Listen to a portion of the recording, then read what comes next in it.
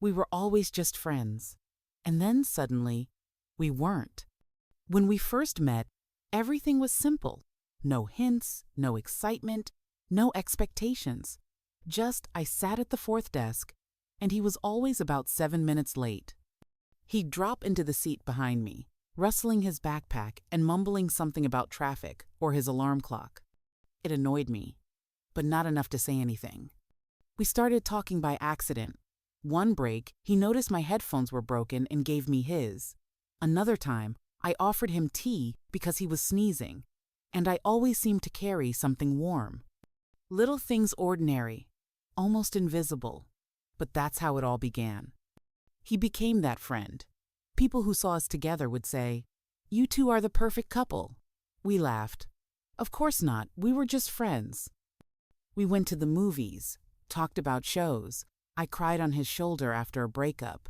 He'd tell me about girls he liked and ask what to get them for their birthdays. I even helped him pick out a card once. We were always there in each other's lives, like background noise, like breathing, like a rhythm you don't notice until it disappears. And then one day he just wasn't there. He messaged, "I'm moving.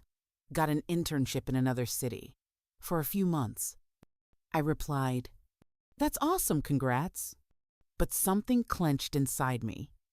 After he left, I realized I stopped listening to music on the bus he used to send me playlists. I no longer bought Raisin Chocolate, it was his favorite.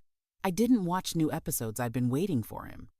Suddenly, everything felt empty.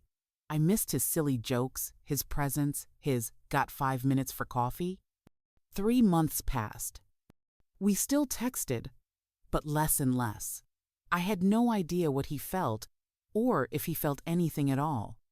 And then one day he came back. No warning, no drama, just stood at my door with coffee and said, "Did you have class today? I forgot your schedule." I stood there laughing through tears, because I knew he hadn't changed, and neither had we. That evening, we walked for hours, talked about everything and nothing. At one point, he stopped, looked at me, and said, "I thought I could get used to life without you. Turns out I can't. I want to be here, with you, not as a friend, but as someone you choose." I didn't answer right away. I hadn't expected that. But somewhere deep inside, it felt calm, like I'd always known this would happen. So I said, "I chose you a long time ago. I just didn't realize it.